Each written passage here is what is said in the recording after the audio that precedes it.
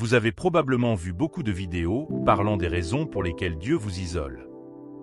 Vous êtes dans cette période d'isolement et vous ne savez pas ce qu'il est bon de faire ou ce qu'il faut éviter. Il est facile pour vous de tomber dans de mauvaises habitudes et de vous faire plaisir lorsque vous êtes isolé. C'est pourquoi vous ne devriez pas donner au diable une chance d'entrer et de détourner ce processus glorieux censé fonctionner en votre faveur. Dans cette vidéo, nous examinerons 10 choses à éviter lorsque Dieu vous isole et ce que vous devez faire pendant votre période d'isolement. Mais avant cela, une façon de nous encourager à vous apporter davantage de la parole de Dieu est de vous abonner à la chaîne et d'appuyer sur le bouton j'aime. Que Dieu vous bénisse pendant que vous le faites. Merci. Savoir ce qu'il ne faut pas faire vous guidera tout au long de votre période d'isolement. Cela vous aidera à accomplir la raison de l'isolement et vous mettra sur la voie d'un voyage incroyable à travers la vie. Il ne suffit pas que vous soyez mis à part pour une raison quelconque. Vous devez maximiser votre période d'isolement pour accomplir cette raison. Voici 10 choses à ne pas faire pendant votre période d'isolement. Numéro 1. Ne résistez pas et ne vous rebellez pas. Allez-vous constamment à l'encontre de la volonté de Dieu, en voulant faire les choses à votre manière et en croyant que c'est vous qui décidez des conditions de votre isolement? Se rebeller ou résister pendant l'isolement est le moyen le plus sûr de prolonger inutilement votre séjour pendant la période d'isolement. Lorsque vous résistez, c'est comme lutter contre le plan de Dieu pour vous, et à cause de cela, vous continuerez à voir un cercle d'événements se produire encore et encore juste pour vous faire apprendre, jusqu'à ce que vous vous soumettiez complètement à ce que Dieu fait dans votre vie. Dieu ne vous forcera pas à l'isolement si vous ne le voulez pas, mais vous devez savoir que pour tous ceux qui désirent faire de grandes choses pour Dieu, vous devez passer par ce processus d'être seul avec Dieu dans un voyage que seul Dieu peut vous faire traverser. Vous souvenez-vous du voyage des Israélites d'Égypte à la terre promise? C'est à ce moment-là que Dieu les sépara du lieu de souffrance et les emmena dans un lieu où ils jouiraient d'une vie ruisselante de lait et de miel. Dieu avait prévu que ce voyage ne dure que 40 jours, mais ils finirent par y passer 40 ans parce qu'ils continuèrent à se rebeller contre Dieu. Ils murmuraient, se plaignaient, doutaient, tombaient dans l'idolâtrie et faisaient tout ce que Dieu leur avait ordonné de ne pas faire. À cause de cela, ils continuèrent à errer dans le désert simplement parce qu'ils n'étaient pas prêts pour la terre promise. La même chose arrivera à quiconque continue à résister à la volonté de Dieu pendant une période d'isolement. Votre période d'isolement est celle où Dieu vous enseigne, vous forme et vous prépare mentalement à la mission qu'il a pour vous. Mais si vous continuez à résister à ce qu'il vous dit et à ne pas vous plier à ce que vous êtes censé faire, vous serez comme un enfant qui doit redoubler une classe parce qu'il n'a pas compris tout ce qu'on lui a enseigné dans cette classe, et vous continuerez à redoubler cette classe jusqu'à ce que vous soyez prêt à vous soumettre à Dieu. Au lieu de vous engager dans cette voie difficile, pourquoi ne pas vous abandonner à Dieu et lui permettre de faire ce qui est le mieux pour vous? Dieu vous connaît mieux que vous-même, et s'il vous isole de certaines personnes et de certains lieux, il sait pourquoi et ce qu'il veut faire à travers cet isolement. Votre tâche est de vous abandonner à lui et de permettre à sa volonté de s'accomplir dans votre vie. De cette façon, le but de votre isolement sera accompli et vous pourrez entrer dans votre destinée prophétique en tant qu'élu. Numéro 2. Ne soyez pas impatient.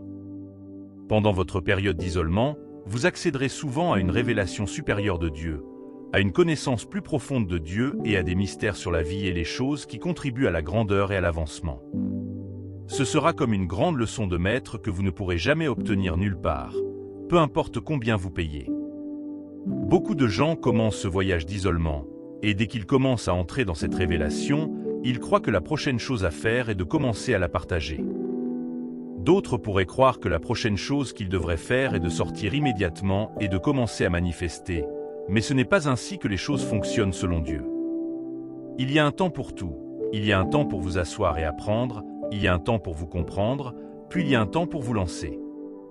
Vous devez comprendre cela si vous voulez vraiment maximiser le but de votre isolement.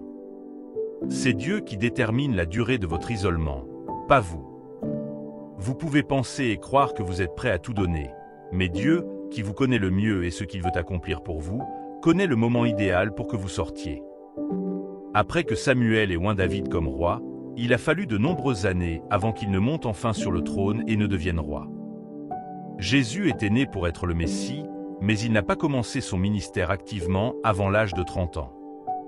Les disciples avaient été avec Jésus tout au long de son ministère sur terre, mais ils n'ont pas activement entrepris le ministère avant d'avoir reçu le pouvoir. C'est parce qu'il y a un bon moment et un mauvais moment pour faire ce qui est juste.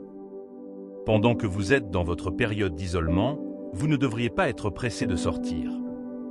Cette hâte de sortir est ce que le diable utilisera pour vous faire manquer tout ce que vous devriez recevoir et avoir pour la mission.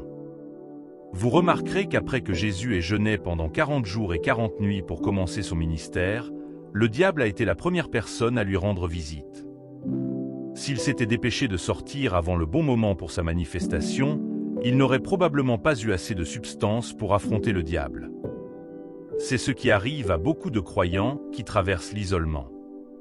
Parce qu'ils sortent de l'isolement avant le bon moment, le diable se moque d'eux et rend les choses pires pour eux qu'elles ne l'étaient avant l'isolement.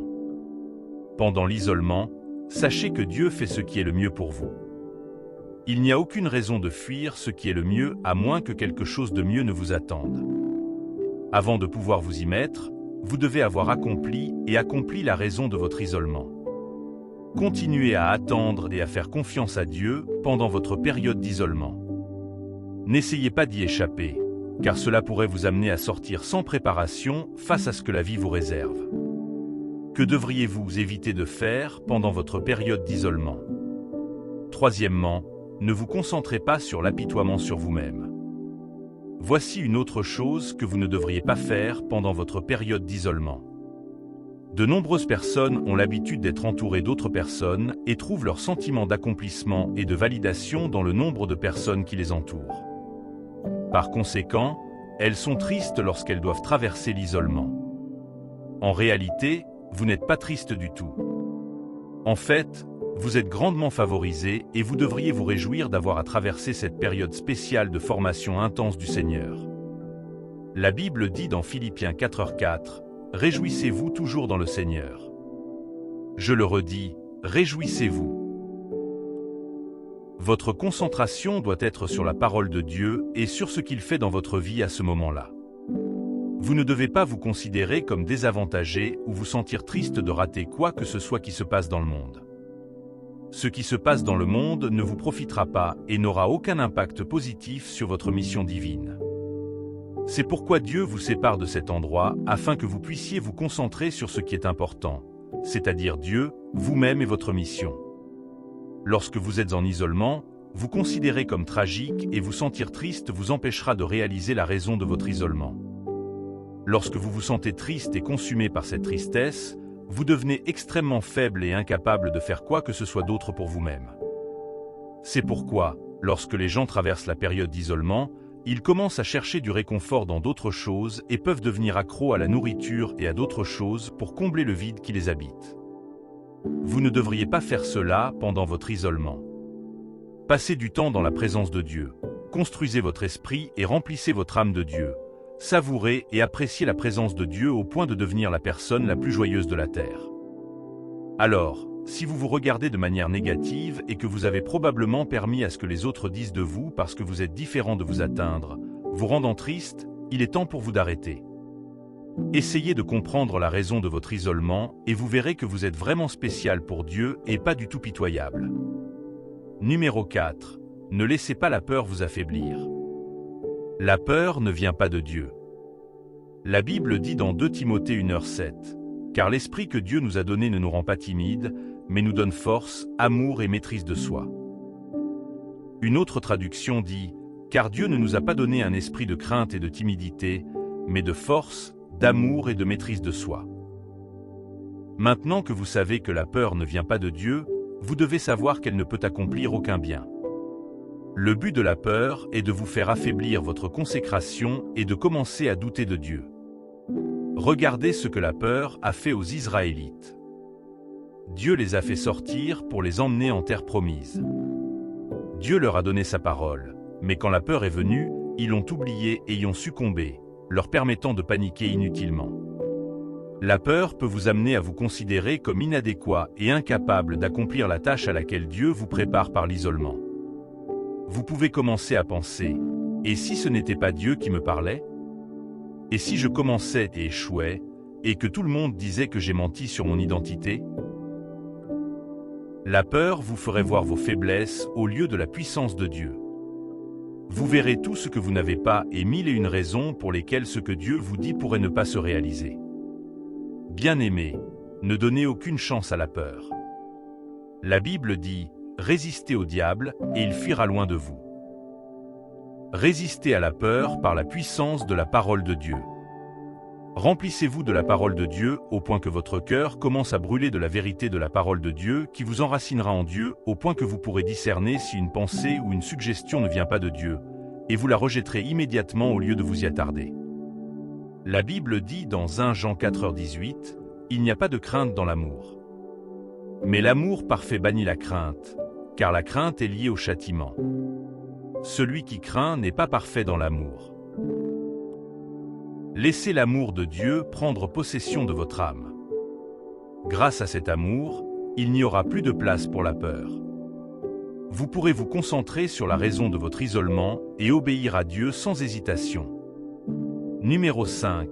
Ne devenez pas tiède et paresseux. Lorsque le but d'une chose n'est pas connu, les abus deviennent inévitables. Avant de pouvoir concrétiser le but de votre isolement, vous devez simplement en connaître la raison. Dieu isole les gens pour diverses raisons, et ce n'est pas seulement pour vous séparer des gens et de la pollution du monde. C'est pour vous amener à un endroit où vous avez plus de temps et où votre attention est portée sur les choses importantes. C'est ce que beaucoup de gens ne réalisent pas. Ils disent simplement « Je suis dans une période d'isolement », mais ils ne peuvent pas dire pourquoi, ce qu'ils font ou ce que Dieu veut accomplir à travers cet isolement. Ils passent simplement leur temps à jouer à des jeux vidéo, à dormir et à flâner. Bien sûr, une période d'isolement ne signifie pas que vous ne faites que des choses spirituelles, mais cela ne signifie pas pour autant que vous n'aurez pas de temps pour Dieu. La principale raison de l'isolement est de vous connecter plus profondément à Dieu. Ne vous isolez donc pas de Dieu pendant cette période. Ne cédez pas à la paresse spirituelle ou à la tiédeur.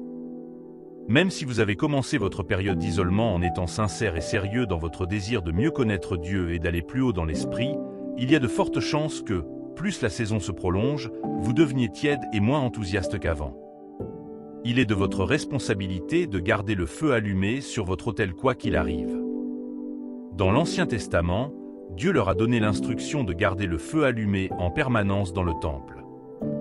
Il ne doit pas s'éteindre pour une raison quelconque. Pour que cela se produise, ils doivent continuer à y mettre de l'huile pour rester actifs et spirituellement dynamiques. Vous devez garder votre relation avec Dieu intacte. Ne vous lassez pas de chercher Dieu. Lorsque vous vous sentez faible, recherchez sa force et il vous fortifiera. Assurez-vous que l'endroit où vous êtes est un endroit dépourvu de distractions, un endroit où vous pouvez vous concentrer sur Dieu sans interruption.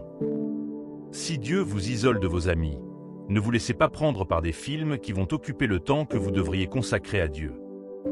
Pour tout ce que Dieu supprime de votre vie, convertissez le temps que vous passez à ces choses ou avec ces personnes en un temps de communion avec Dieu.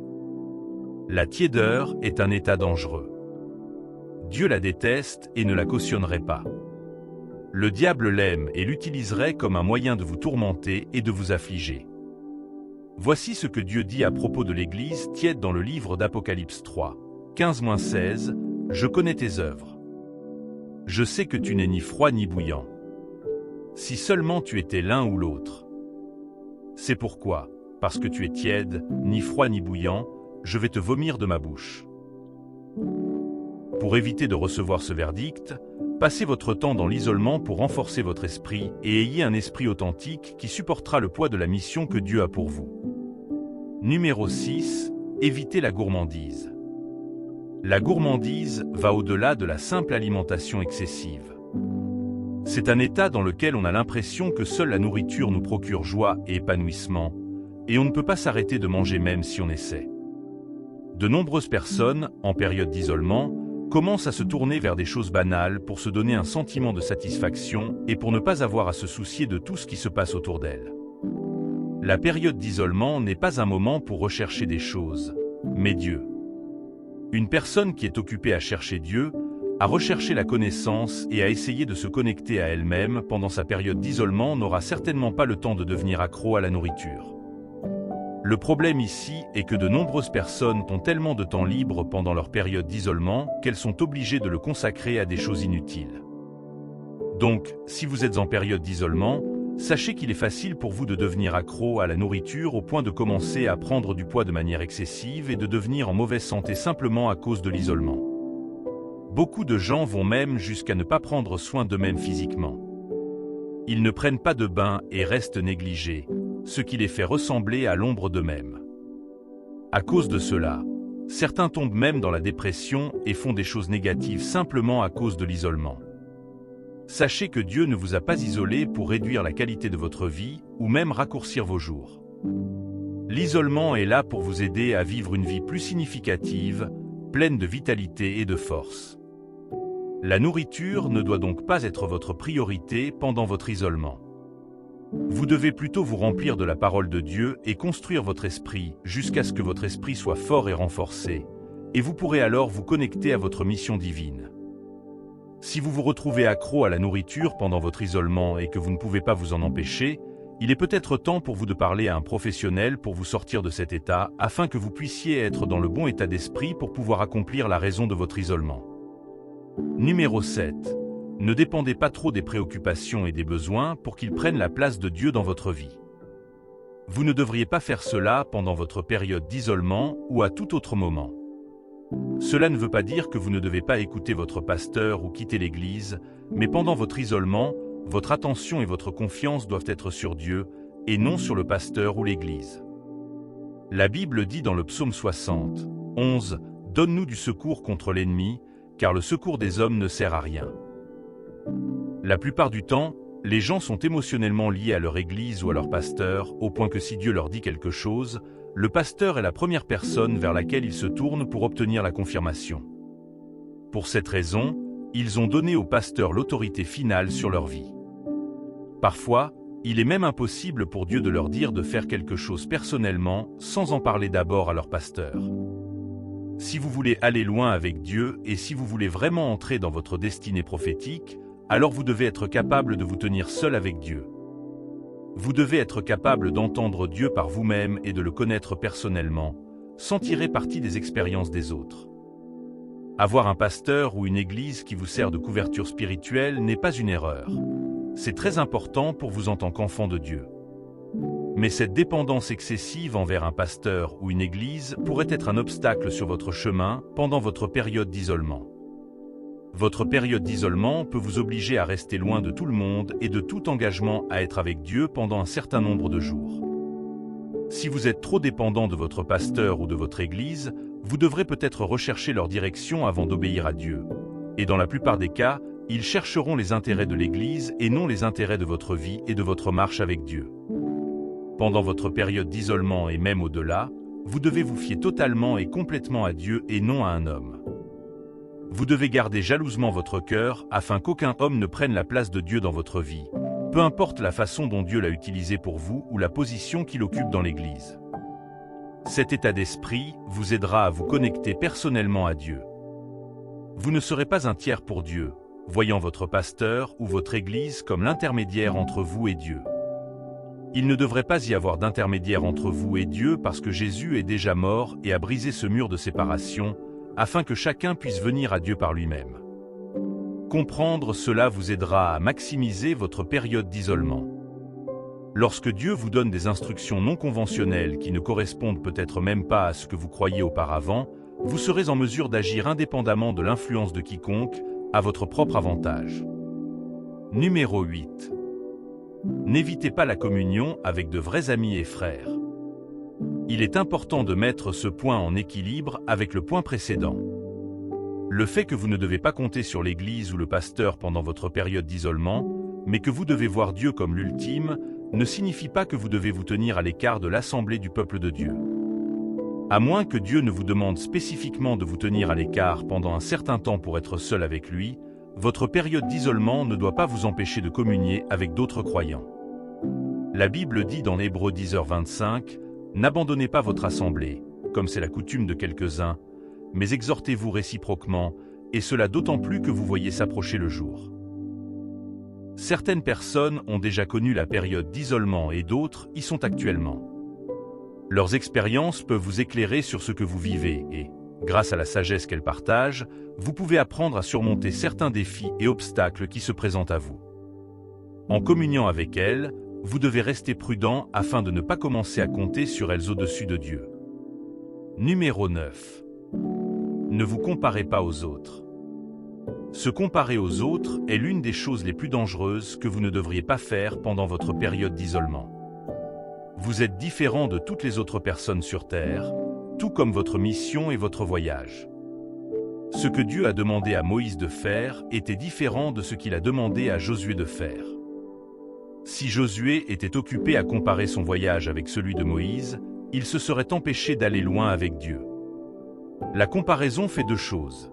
Soit elle apporte un sentiment de supériorité menant à l'orgueil, soit elle apporte l'infériorité, la jalousie, l'apitoiement sur soi et l'envie.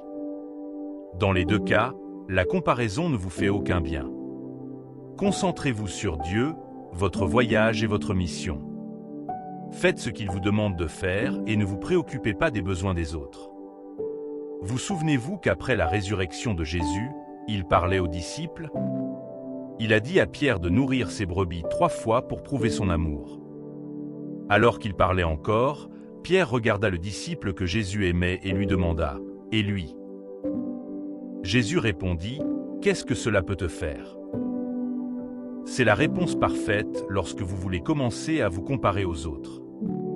Ce que Dieu leur demande de faire ne vous regarde pas. Ils sont sur leur propre chemin, et vous aussi. Concentrez-vous sur votre chemin et ne vous comparez pas aux autres. Numéro 10. Évitez l'orgueil. L'orgueil précède la chute et l'esprit hautain précède la destruction. L'orgueil est l'instrument qui a conduit de nombreuses personnes formidables à sortir de leur destinée. Ils ont laissé libre cours à un sentiment de supériorité basé sur les privilèges qu'ils ont reçus par la grâce, ce qui a conduit à leur chute. Évitez l'orgueil, peu importe à quel point Dieu vous élève ou le niveau de révélation et de perspicacité qu'il vous donne. L'orgueil arrêtera ce que Dieu fait dans votre vie, et ce n'est pas le diable qui vous empêchera de grandir, mais Dieu. La Bible dit que Dieu résiste aux orgueilleux, mais fait grâce aux humbles. Dans quelle mesure pensez-vous pouvoir faire quand Dieu vous résiste ? Ne laissez pas l'orgueil faire de vous l'ennemi de Dieu en vous empêchant de faire ce que Dieu veut faire.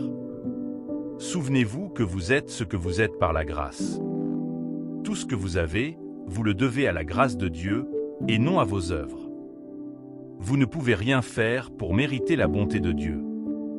Dieu vous l'a délibérément confié, vous n'avez donc aucune raison de vous vanter. Souvenez-vous en tous les jours et ne cessez pas de prier pour que Dieu garde votre cœur humble en permanence. En faisant cela, vous continuez à vous élever en tant qu'élu de Dieu. Ne pensez pas que parce que vous êtes dans la période d'isolement, le diable ne vous tentera pas. Il le fera certainement. Il sait ce que vous ne devez pas faire et vous tenterez avec cela tout le temps. Votre devoir est de veiller et de rester dans la prière. Sachez que votre force humaine ne peut pas vous aider à l'emporter.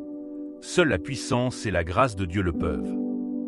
Lorsque vous comptez sur Dieu, il vous aidera à faire les bonnes choses pendant votre période d'isolement. Prions. Père Céleste, je viens à toi aujourd'hui en remerciement pour le chemin parcouru par toi pendant cette période d'isolement. Je te demande de m'aider à comprendre la raison de l'isolement afin que je puisse m'aligner sur l'accomplissement de la raison et entrer dans ce que tu voudrais que je fasse dans la vie.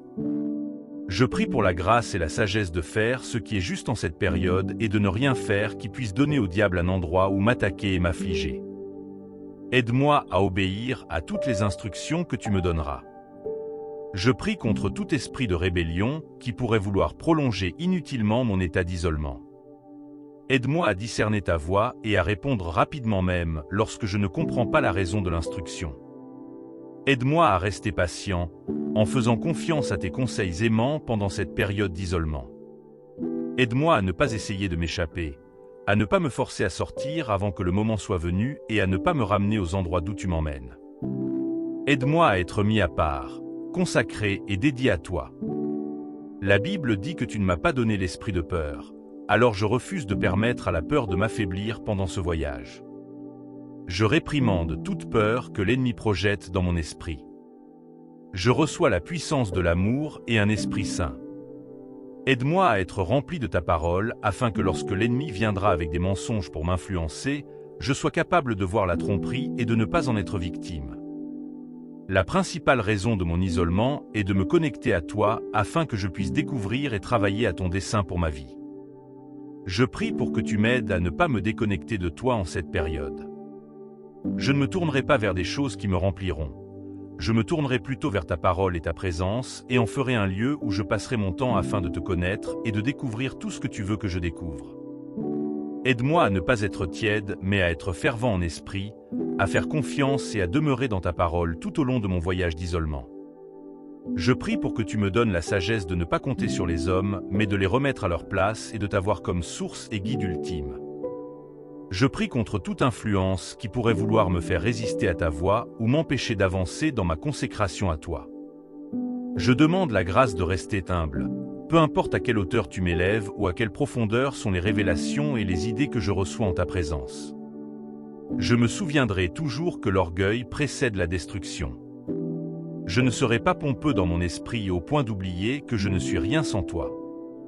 La Bible dit que ceux qui se comparent aux autres ne sont pas sages. Je prie contre tout esprit de comparaison ou de compétition. Je te demande de m'aider à me concentrer sur toi, sur mon voyage et sur la mission unique que tu me donnes. Merci, Père. Je prie au nom de Jésus. Amen. Si vous regardez toujours, vous faites partie de la famille chrétienne. Merci de faire partie de cette famille. J'espère que vous passerez une excellente journée. Que Dieu vous bénisse.